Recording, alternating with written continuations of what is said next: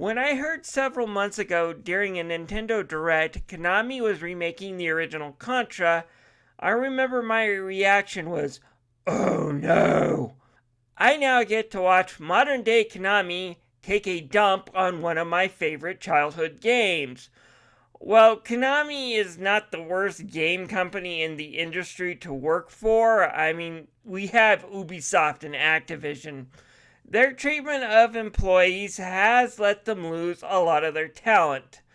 The original Contra team split off years ago to make the game company Treasure, and the last Contra game that was made was not very good. Then I heard Wayforward was the one doing the actual development, and my mind went to shut up and take my money. So, how did Wayforward do? Is it a good game? Yes, it's a good Contra game, but it doesn't have much to do with the original outside of the bare bones basic plot. Taking place several centuries in the future, the world is at peace, ruled over by the Federation. However, one day meteors strike the Earth in the Galuga archipelago. After that, a mysterious terrorist group known as Red Falcon start to do random attacks around the globe. The Federation sends in their best army they have, Gen 10, and they lose contact with them. With no one else to turn to, they decide to send in Bill and Lance, their Contra unit, to investigate Galuga and find out what happened to Gen 10 and stop the Red Falcon. The game combines elements of both the original Contra and Super Contra storylines. Gen 10, for example, is the army that Bill and Lance fight in Super C after they get assimilated by aliens, and they do in this game as well. And you get a few stages like the Alien Hive that fit more in the line of Super C than they do the original Contra. A few new characters also appear, like Alicia, an island girl, and Lucia, who's a nod to characters from the PS2 Contra games. But the story mainly follows the same beats that you would expect if the original one had more story. Bill and Lance land, infiltrate the island, start taking out Red Falcon, and then begin to realize there's something bigger behind the scenes, and they have to stop an alien invasion. They also explain what a Contra actually is, and in the grand scheme of things, how the alien wars begin, despite Bill and Lance defeating them. And yes, I would love to see Wayforward tackle a version of Alien Wars, what their version would be like. That said, the story, it could be better. The explanation of what Contra is, well, it's not the dumbest thing in the series. It's kind of okay. Basically, it can be summed up with the Contra gene. Contra gene? This guy was a statue 5 minutes ago.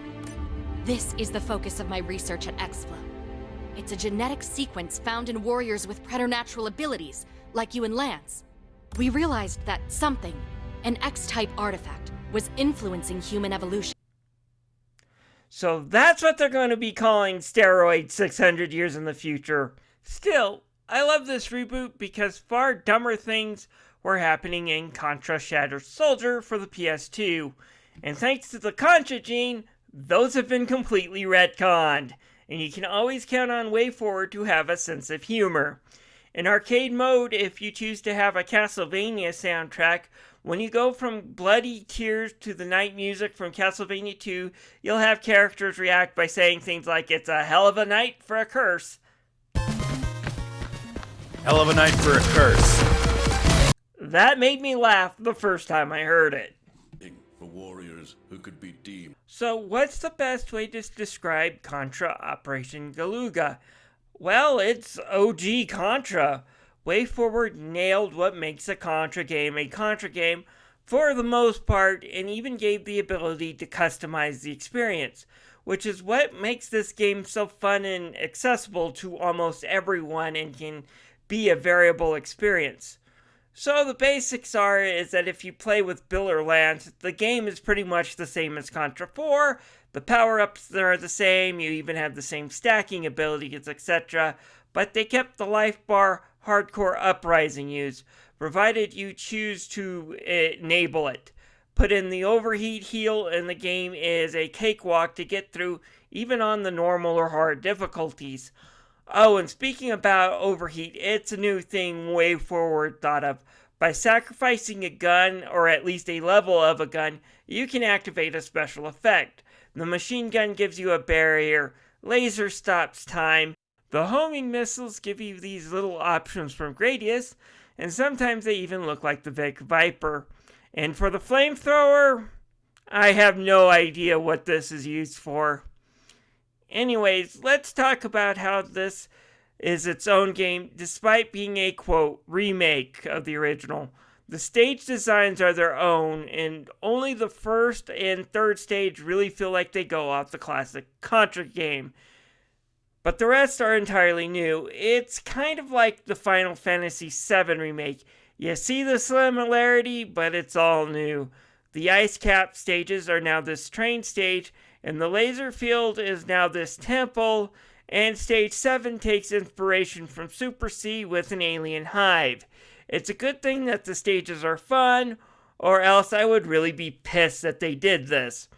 But that said, this is its own Contra game, separate from the original, but similar enough in the gameplay that it can be considered a spiritual sequel more than a remake, and again, I did have a lot of fun with this game. So, what's its downside? There are quite a few. Again, if you put on that overheat heal and watch your health and what weapons you have, the game is pretty easy. I only got one game over, and that was before I purchased a lot of upgrades from the perk shop. If you're looking to be challenged, you're not going to find it here if you use the life bar and overheat. Another problem is that the main game will only take 1 hour to beat. If you're a one and done type of person, this will definitely disappoint you with its price point. With that said, in this game's defense, most of the best Contra games are short.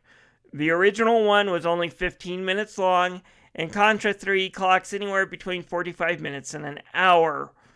Fortunately, the game does have options that do lead to some replayability, mainly in an arcade mode that lets you choose many more characters, including a few from Contra Hardcore, which all have different ways of using special weapons and movements.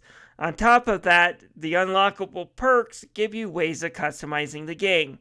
Yeah, having a huge life bar and overheat heal makes the game easy, but you can totally play this NES old school by putting in the Contra code at the title screen, getting that 30 lives perk, and then putting on one-hit kills to see how far you can make it, and that is a hell of a lot of fun to do.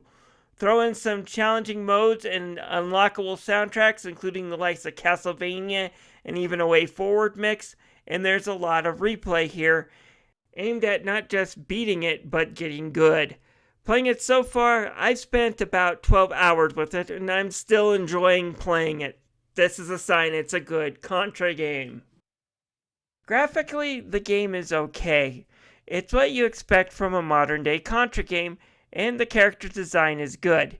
You can tell the Arnold Schwarzenegger and Sylvester Stallone influences that went into Bill and Lance. The bosses and the enemy designs are enormous, well-detailed, and very good-looking. And the great thing, unlike its demo, the game runs smoothly, and I've never had a problem with jank, which is something I'm glad they fixed. The backgrounds are beautiful and set each area apart. I love the village stage, which transforms into the waterfall stage later on, and the tradition and how good this village looks. And then you get things like the lab or the alien hive, and they all look unique and gorgeous, and they look and feel like a Contra game. So the sound is a bit of a mixed bag, and what do I mean by that? Well, there were times when the audio cut off completely for about a minute before coming back up.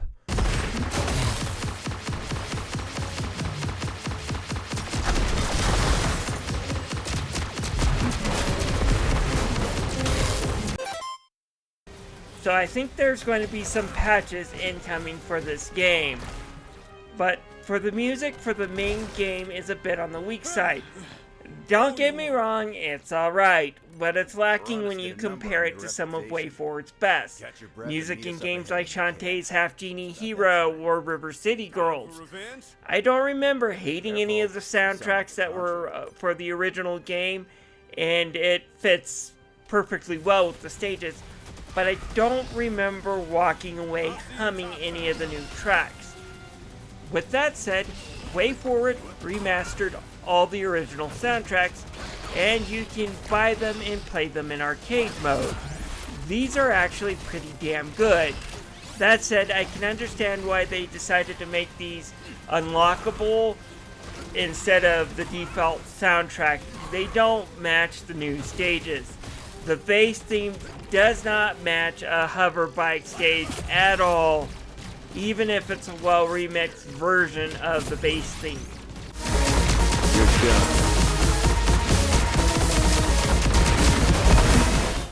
That said, the challenge mode uses Bayou Billy's central theme as the background music.